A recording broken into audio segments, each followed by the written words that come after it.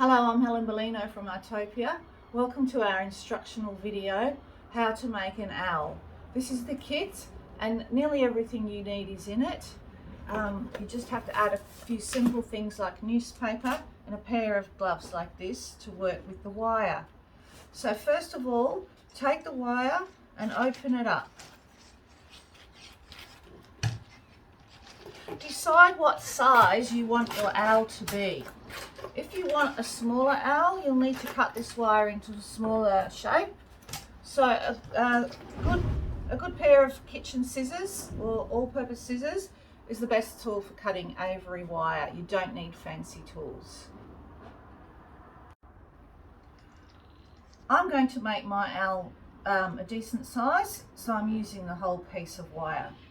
In your kit you will find some tying wire, so from that you can cut yourself some short pieces of tying wire like this. You can use a little wire cutter or just your scissors to cut pieces of tying wire from your bundle, so you don't really need any special or fancy tools for this. Once you've got your piece of wire nice and straightened out, you can turn it over and make a cylinder. Just use the natural shape of the wire and the natural ends to hook it over and hold it into place temporarily. Then take a piece of tying wire and bend it with a hook at the end and pass that tying wire through both holes. So you catch both holes and bring it back up, cross over the wire and pull, and then twist it together. And that's a nice strong connector to hold that cylinder together. You can do a couple of those at various points along your cylinder. Whoops, that one went AWOL. So push it in and pull it through, give it a twist across, and then another few twists. And I'm just going to do another one here. So do it a bit of a bend, catch both loops and twist it across. So I've just got a basic cylinder here. Now I'm going to use some scrunched up newspaper to start filling the cylinder a little bit, because it's the newspaper that's going to give our wire its body and its shape.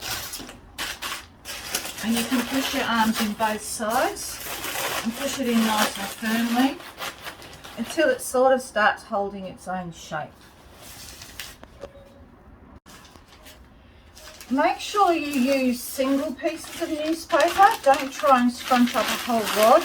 You do need them to be single pieces because you get more control over the shape.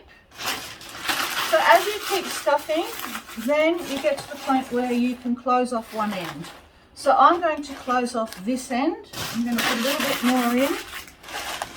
And this is going to be the bottom of my owl. So my owl's going to sit up like this. So what I'm going to do now is fold over that excess wire at that end. Just give it a few folds and try to create a bit of a solid looking base. And I'm going to put a tying wire across there to seal that off and make it a little bit stronger. So I'll put one tying wire there and I'll put another one on this side, and that's probably enough. Now that I've closed off that bottom, I'm going to put it upright like this and then use my hand and push it in to push that newspaper further down into the bottom of my shape. I'm actually having trouble getting through, so I'm going to remove a little bit of the paper. And you might need to do things like this sometimes as well. Just get the feel of it. You can use your fingers to pull that wire out and press the newspaper right into the bottom. So it is important that the bottom part of your sculpture is quite firm and solid, because that's going to take the weight. And this is where you can sort of decide if you want a tall, thin owl, a short, squat owl, or whatever type of owl you want to make. So now I'll continue to stuff from the top and fill up that owl.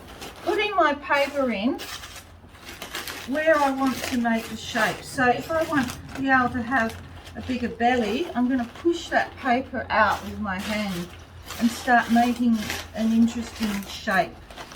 If you just want it straight up and down, then you just put the paper in and push it down as it comes. You might need to stretch the wire out a bit if it buckles. And you just keep filling like that until you get to the height that you want your owl to be.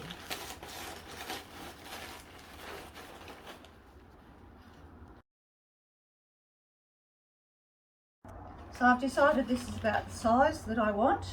So now what I'm going to do is with my scissors cut off the excess wire, but I do need to leave at least that much to fold over the top. So you can see how easy it is just to cut and chomp through that ivory wire with the scissors.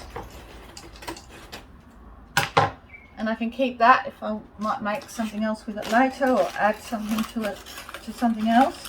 So what I'm doing now is just pretty much folding over that top and closing it off. I don't need to make complicated armature in the shape of an owl because the Sculpt and Stick, because it's also a modelling medium as well as a sculpture coating, we can actually add all the features that we want to turn this into an owl with the modelling medium, Sculpt and Stick. So I'm just going to use my little wire ties once more to close off that wire work.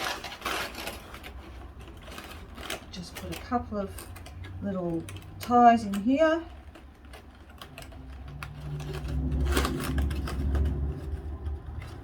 And twists. You'll get good at doing that after you've done it a few times. Cut off the excess wires, although we can do this at a later stage, but if you've got really long ones sticking out, you might want to cut them off now. So that is all I'm going to do with the wire work. So very simple, just a cylinder really. And then from here, we will now move to the next stage of the tutorial, which is working with the Sculpt and Stick. Okay, so here we are for the next step, and this is mixing up the Sculpt and Stick, which we call S&S for short. So if I use S&S, you know what I'm talking about. First of all, put some plastic down on your workspace and pop your armature ready to go. In your kit, you'll find two bags, Sculpt and Stick Part A and Sculpt and Stick Part B. For this part of the work, we're just going to use Sculpt and Stick Part A. You'll also find a mask in your kit, so make sure you wear a mask when you are working with the powder. Once you've mixed it up, you can remove the mask. It's really important that you don't breathe in the powder because it is a cement-based material and no more sinister than any other cement-based material, but you must never breathe in the powder for anything like that. So protect your lungs. Also in the kit you find a pair of gloves, so make sure you wear gloves when you're working with the Sculpt and Stick as well. So I'm ready to go. Now the mixing proportion is 2.5 parts of Part A. So I'm just scooping it out of the bag with these paper cups because that's what I have chosen to use as my measuring cup. But you can use other things to measure. You can use a scoop. You could just put if you wanted to mix up a larger amount, you could literally just scoop out 2.5 scoops of this, or more if you wanted to, as long as you get the proportions right. So the proportion is then one part water. So 2.5 parts of Part A and 1 part water is the correct proportions. During our sculpture workshops, we weigh it, and if you're weighing it, then it's 3 to 1. So if you're weighing out your sculpt and stick, you would weigh 1 kilo of powder part A and then 333 grams of water. So it's a little bit confusing. I prefer to do it 2.5 parts to 1 part water and just mix a little bit at a time. So what you do then is you tip your 2.5 parts into a container and your 1 part water. And then you begin to mix. Now it does take a little bit of mixing. In your box you have some applicator sticks. They're probably better for applying the sculpt and stick. Now, I prefer to use an old kitchen knife because I love recycling, or if you've got some plaster tools around, they're also good. So now it's a matter of working the water into the powder, and like I said, it does take a little bit of mixing, and you might think there's not enough water in there and it's not going to happen. Just be patient. Please do not add any more water or any more powder because it does come good eventually. So just keep mixing and working that water through. It just takes a few minutes for the water to penetrate the molecules. So you can see now I've been mixing for maybe 1 minute and it doesn't look like anything's happening, does it? Be patient. So you can see how dry it looks and crumbly, and you think, oh gosh, it's going to need some more water. And I've actually made the mistake a few times of sloshing in a bit more water and then regretting it, because if you look what's happening now, you can see it's starting to become nice and creamy.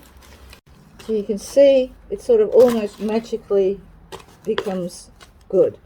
So after this consistency, it's like a thick toothpaste, and when you turn over your spatula, it shouldn't fall off.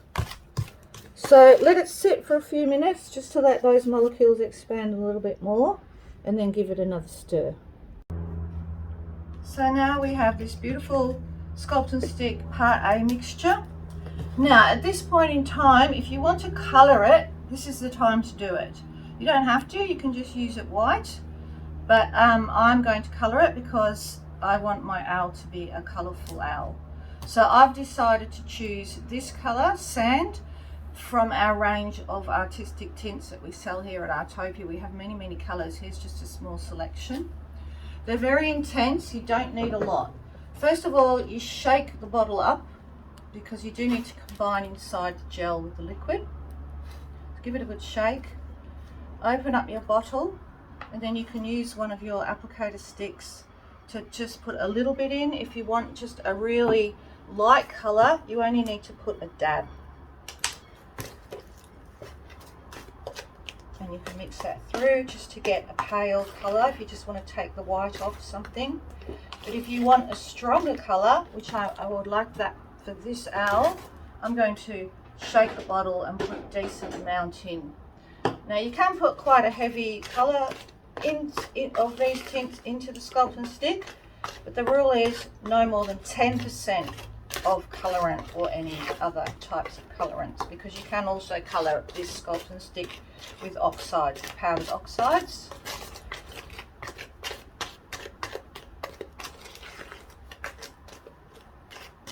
So you can see I'll thoroughly mix that color through, unless I want that kind of effect where the white and the colour are kind of still showing.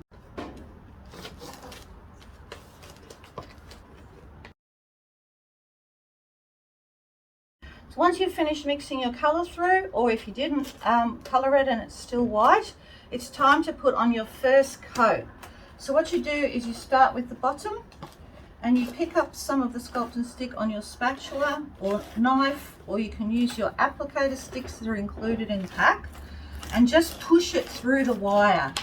So the first coat is very much about pushing the sculpt and stick part A through the wire, just to cover your armature. So I'm starting with the bottom, and I'll do a really good thick coat on the bottom, all over the bottom. When I'm happy that the bottom has got no holes in it, I'm going to turn it over and settle it on its bottom. And I'm not going to move that around so much now. If I want to move it around, I'm going to move it around on the plastic, because you don't want to disturb that sculpt and stick that's settling into the bottom of your sculpture. Then I'm just going to keep going, pushing the sculpt and stick into the wire.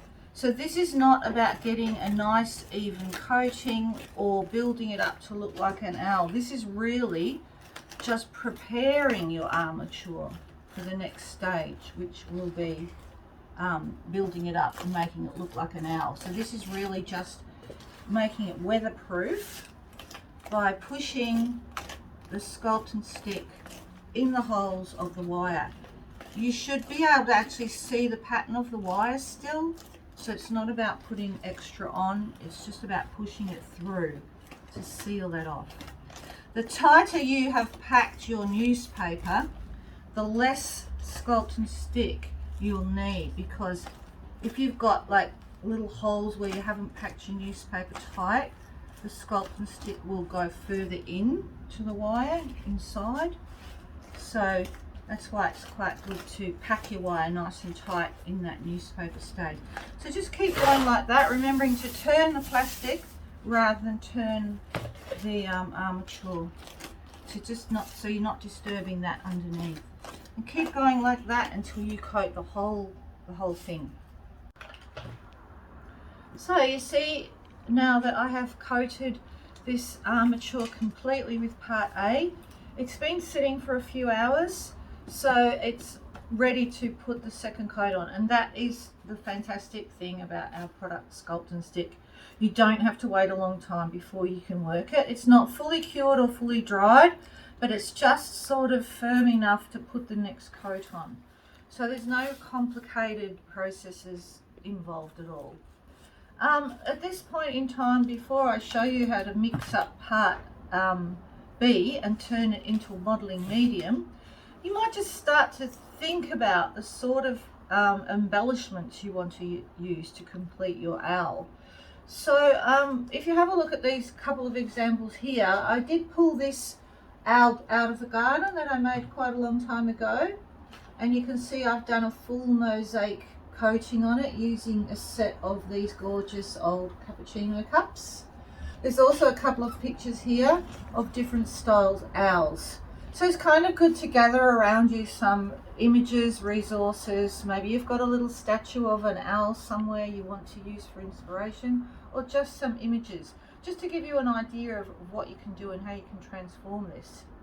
So you might not want to do a full mosaic coat, because this type of sculpture is not just for mosaic people, but at this point you might like to address at least whether you want a tail or not. So this one is just sitting on a log, or it was before I pulled it out of the garden. It doesn't have a tail, but you can add a little tail if you want to have it sitting on a log or something with it hanging over the end. I'll just get my trusty cameraman to come around this side and show you where I would put the tail. So first of all, I would decide which side of my armature is going to be the front or the back. And maybe I will use this as the front because it's got a bit more of a round belly there, which I quite like. So I'm going to use this one as the back. Now, if I want to put a simple tail, I could just use that extra little bit of wire that I had left over, and I could just attach it like that, using a little bit more of the part A, just to push it in and glue it down. So that's quite a simple way of doing a tail like that. Then you would just coat this a little bit, and we're going to use part A and B to cover that completely. Another idea would be, after you've finished your complete part A and B, you might add a little ceramic tail. This is just a cup that I cut up. I've got this lovely piece of slate I could use as a tail. I've got this old lock that I've sort of in my rusty old shed things I could possibly use. I found this garden fork which I might attach as a cool little tail. So there's lots and lots of different ideas if you wanted to do tail. So that's just to think about in case you wanted to attach a wire tail. This would be the time to do it, but I'm not going to attach that wire tail now. What I'm going to do is show you how to mix up part A and B. So this is where we use our part B, which looks like this in your kit. And we're going to add it to part A to magically almost turn it into a sort of modelling medium, which has taken probably me 10 years, and lots of trial and errors to make a formula that works in that way and sets for outdoors. So it's a bit like an exterior grade clay that you don't need to fire. So I've mixed up part A already and I've added my colour. You don't need to add colour if you don't want to colour it, but if you do want to colour it, this is when you add your colour, just to part A. It's very hard to add in colour after you've put part B in. Also, this has a couple of hours working time, but if you want to mix it into part B and make it a modelling medium, it only is going to have about a 20-minute working time. So I don't recommend that you make your whole batch at once, unless you're just going to slap it on and work really quickly. I recommend you just make a little bit of the modelling medium at a time, so it's a bit more manageable. So I've put some part A out of my big container into a smaller container. Then I've decanted some of my part B into another container, and I've loosened up these fibres, and I'm just going to sprinkle them into the mixture like that. Now there's no need to wear a mask because this is not nothing sinister. It's quite inert, and you can just mix it in to your part A a little bit at a time. Now this is very much like making pastry. So when you're working a pastry mixture and you've got your oil or butter and your flour, and you start to add more flour, at some stage it starts to clump together as pastry, and that means you can handle it and roll it out and stuff like that. Well, this is a bit like that. So I'm mixing in thoroughly my part B to my part A mixture, just a little bit of time until it starts taking on a bit more body, and so all the grey fibres are covered as well. So just keep mixing it in a little bit more. So you don't want to put too much in at a time in case you put too much. So I can feel it starting to stiffen up and bring it together with a bit of body, a bit of binding sort of. And at some point very soon, I'm going to be able to pick it up and I'm going to be able to make little patties out of it and model with it. Now that's still a little bit sticky, which is probably good. You can mix in a little bit more if you want it less sticky, then you're going to have less working time. So I'll just mix up a little bit more there to show you the difference, because I'm not giving you measurements with part B because it's very much to consistency. So that's a really nice mixture, and it's not really sticking in my hands, whereas that one's a bit stickier. So either way, it's good. So I might start with the sticky one. Now, I will also ask my cameraman to come back around the side now, because I'm going to start working my design. So I've got my pictures close by. I'm not sure, I'm not really following one. It's just to give me a rough idea of what I need to do to turn this into an owl. So first of all, I'm going to put on a little bit more head. So you can see I'm adding those balls and I'm just patting it on, whoops, and making that stick. So that's just putting little clumps on to fatten them up. So it's wonderful, wonderful modelling medium, because you can just use it like this and very quickly build up your armature. And I'm going to give him a bit of a fatter belly and a bit of a fatter chest.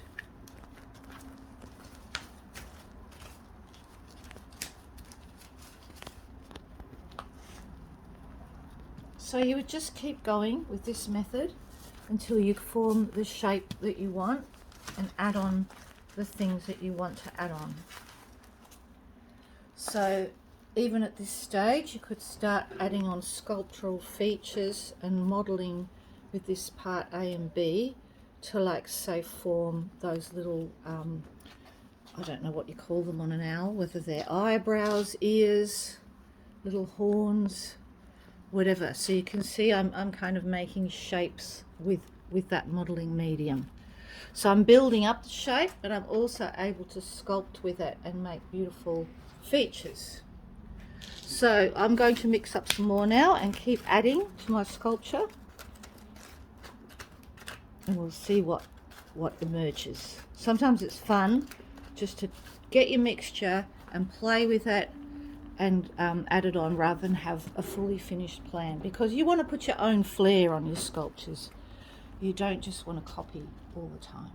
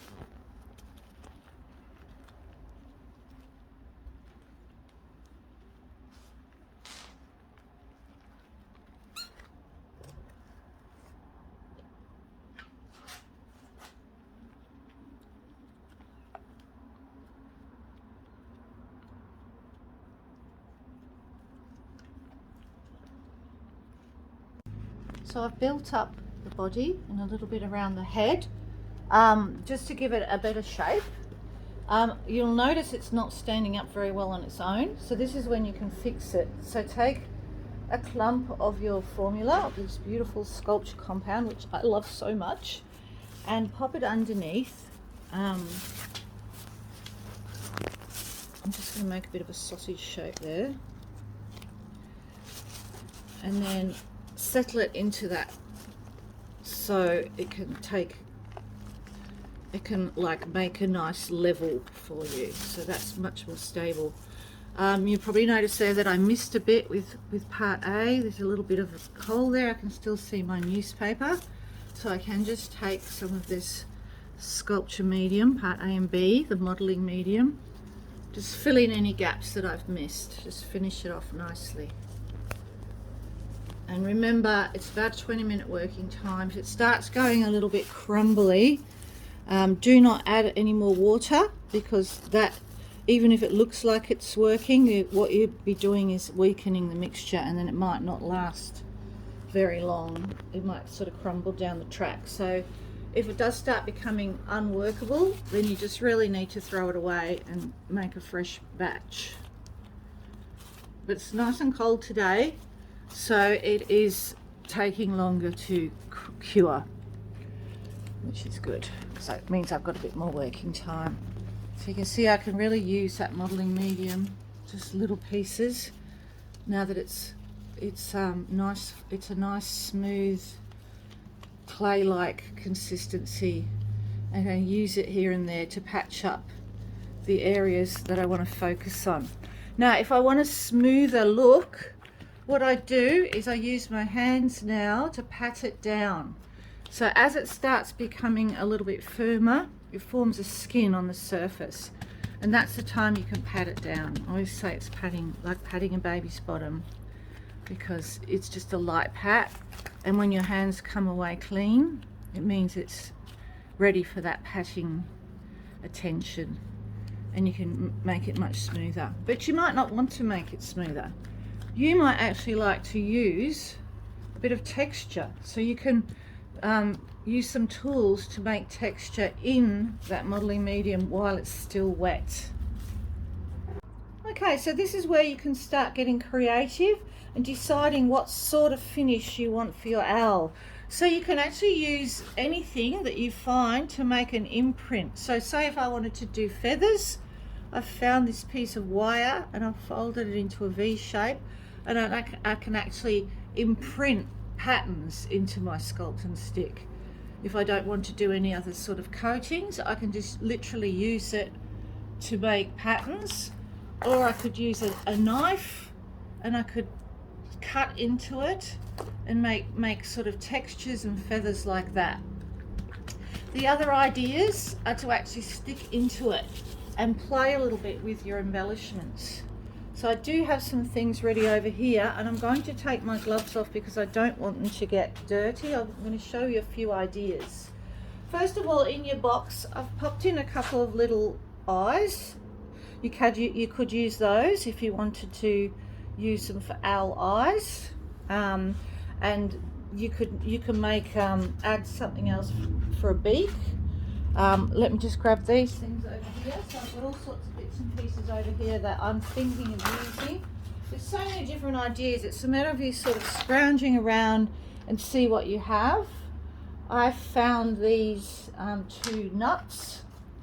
I've got a bit of a collection of shed stuff, so I could actually decide to embellish my owl using the shed things. They're not sticking really well, so that's where I would have kept a little bit of part A behind, and I can use that as an adhesive to attach anything that's not embedding well into the part A and B. Just put a bit more on that. So there could be some kooky eyes for a shed art owl. Another idea I had was to use these brush cutter things. I think these are really groovy, and that's what I might end up going with. But I'm going to have to poke a hole in through the wire to embed those in there like that. So that's another idea. I could use a combination of things. I could use these and those, and maybe something smaller in the middle, or those eyes that I had that are in the kit. Let's see what this looks like. That's pretty groovy. Maybe I like that. So you can just keep playing until you come up with what works well for you. And you can embed things straight into this mixture, but because it does dry quickly, you might need to add a little bit more of the extra glue, which is just the part A. Keep a little bit aside to stick things on.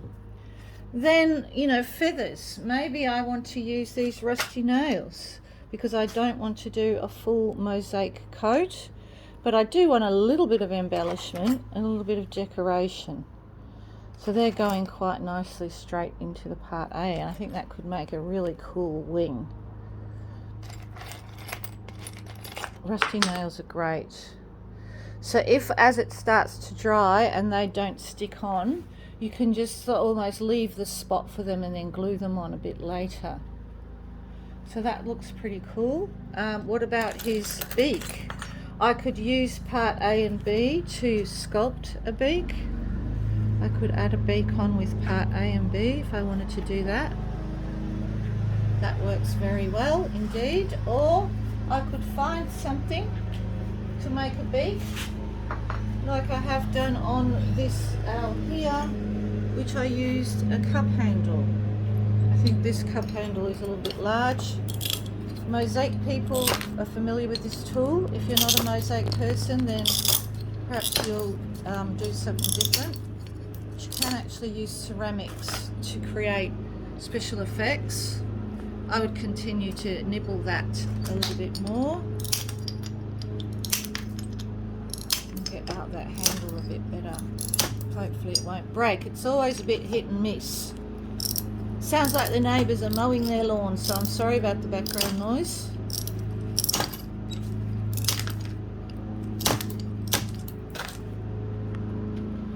That's kind of a cool beak as well if you're going to go for that China Picassiette look. What else have we got here that might make a good beak? What about a key? That could be quite fun, couldn't it? So just play around and see what you've got until you come up with some ideas for your embellishment. So you can embellish it at this stage, or you can let it all dry and then do a finish on it later. You can see that sculpture, the bit I did up here is just sagged a little bit. So as it dries, you can gently tease the things you want into position, and you don't have to do it all in one go. You don't have to do it all in one day. You can do a little bit. You can then add onto it a little bit more, because the sculpt and stick, you can keep adding as you go. It's compatible with the next coating. So don't feel panicked that you have to do it all in one go and get it right.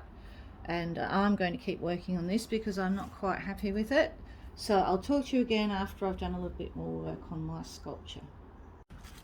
So I found some cool things in amongst my collection that I've decided to go with for my owl embellishments. You can see I decided in the end to model the nose from our Sculpt and Stick modeling medium. It's still quite soft, so I'm just pressing these little metal things, which is some sort of building materials, into the soft mixture, and they're staying in really, really well. If a bit later on when they dry and some fall out, then I can just put a bit more glue in and glue them back into place. Well, look how easy it is to work with this wonderful modeling medium, just pushing these pieces in and making something quite fun and quirky. It's just so much fun to work in this way. And I think I'll continue these feathers all the way down the front.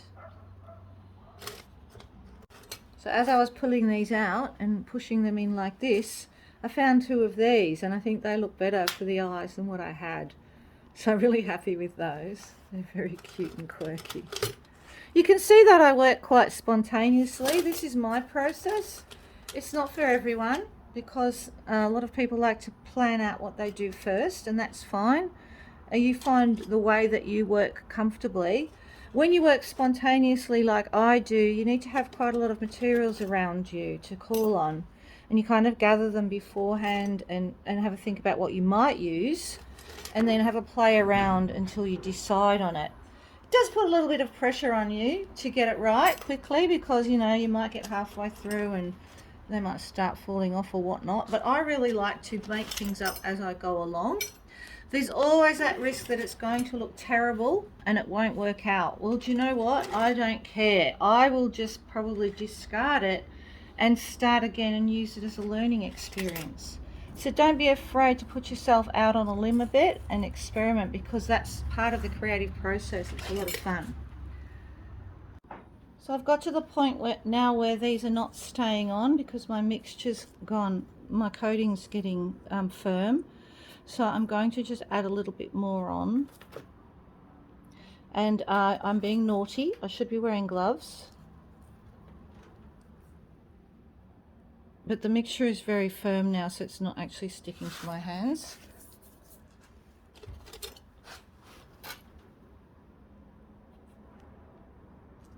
So I'm just popping a little bit more of the formula underneath and then embedding it in like that. It's a fantastic, versatile product.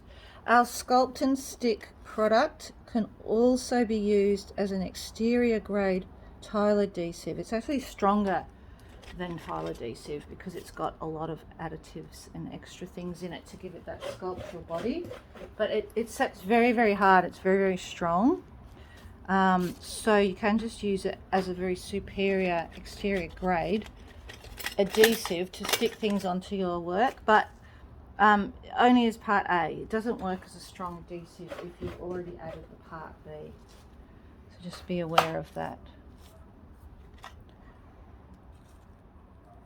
And I'm getting to the point now where I think I've done enough of those quirky little things. I'm sure they have a name in the building industry, but I'm not aware of it. All I know is I found them in the shed and they're awesome. There. Now I'll have a think about what I'm going to do on wings. So I've decided to go further using the rusty nails for the wings. And the mixture is still quite soft, so I'm pushing it through into the armature, and that's working very well. Once that started getting too hard, if I'd left it go too long, I could make up some mixture and add a bit more and then press it into that. But at the moment it's still working for me, which is really great because I can add on all these lovely rusty old nails, use up them, great for recycling, and make some fun wings. I've also found two matching things like this. Are they spark plugs? Yes, the Mr. Cameraman says that they're spark plugs. So I've decided to put them here for the eerie, horny things, whatever they are on owls. I should have Googled it to find out what they actually are called. Because I have gone with that whole shed theme now. So I'm feeling like I need to, you know, bring in those old shed elements into the different sections of my crazy. It's almost, I think it's got a little bit of a Mad Max vibe to it. Little sort of, you know, Thunderdome, metal, heavy metal look about my punky looking owl. So I've had a lot of fun making him, and we might do a little bit more finishing of him once the mixture is dry. We can change the color of anything that if we want to, and I'm going to show you that next. So I've decided to add a little bit more to the face with the modeling medium to give it a little bit more of a sculptural look and add some more features. So here I've mixed up part A and then added part B. This time I didn't add any colorant because I just want it to be white. And I'm just making these little sausages. I'm only working with a little bit at a time, and then I'm surrounding the eye with a sausage and just pulling it a little bit towards the base to make it stick. I'm trying to mirror what I've done on the other side here. Of course, you're always under pressure when you're on the camera to get it right, and it doesn't always work out as well when you're just doing it for yourself.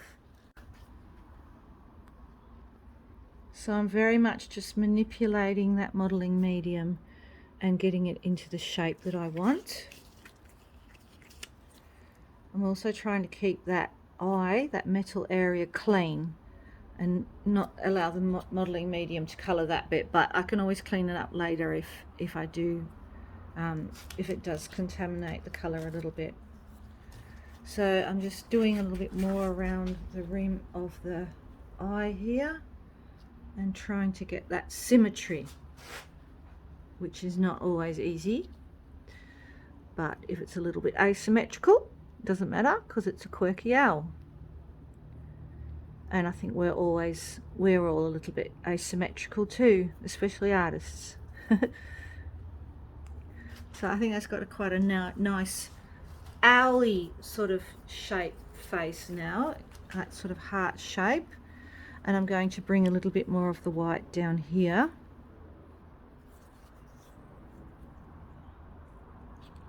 And see what that looks like.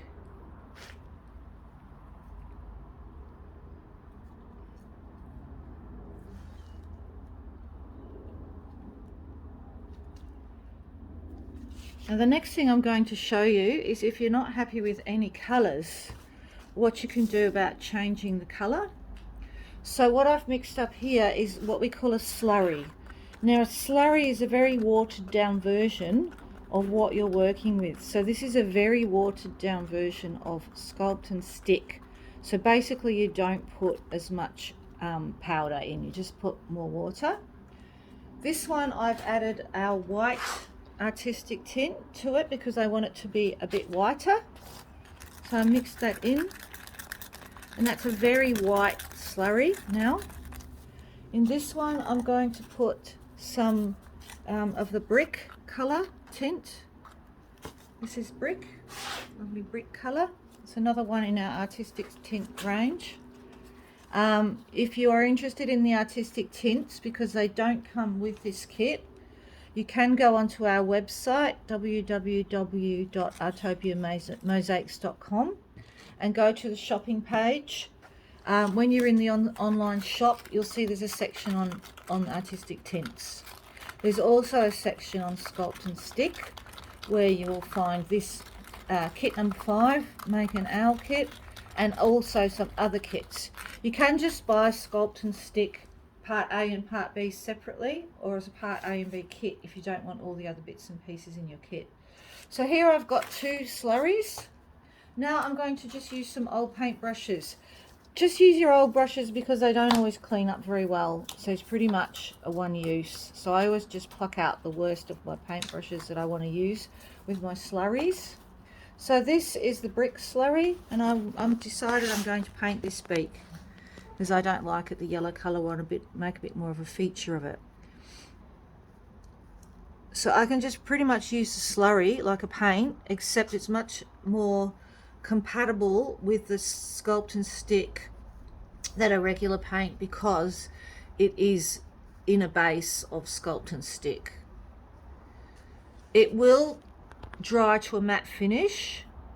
If you want a shiny finish, let this dry and then go over it with some clear Estopol varnish.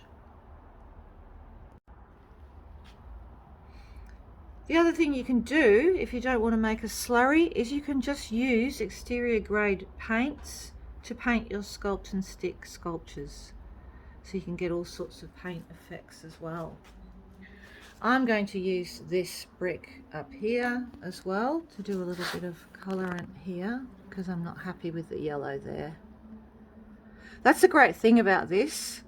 If you're not happy, you just add a bit more on and just play until you're happy with the colors that you've chosen.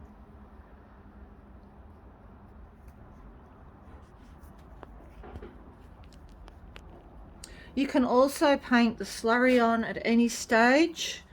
At the moment this is just finger touch dry, but it works probably even better when the surface is actually properly dry because it soaks in a bit more. So I'm impatient because I'm making this video, so I'm doing it all in one go. But if I wasn't making this video, I probably would have waited until tomorrow to do the slurry paint job. So that's pretty nice. I might just what I might do now is make a slurry with the sand color, just to touch up that area there where I've contaminated with the white. So I'm using our sand artistic tint to color this last batch of slurry here. I need a bit, so I'll do it on the side and I'll get myself a clean brush. And I'm going to touch up this messy area here. So you can see how you can get different effects. You can go back, fix up your mistakes.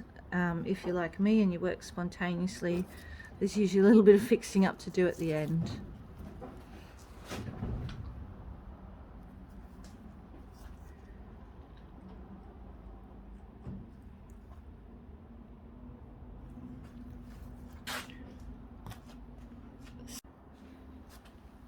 Now I'm using the white slurry, just once again to touch up my mistakes and to make this face a little bit whiter than the plain Sculpt and Stick with part B added. Tends to be a bit of a dull white or even silvery grey. So I think I'm just going to touch that up with a white slurry, with our artistic tint, white tint, to make it whiter than white.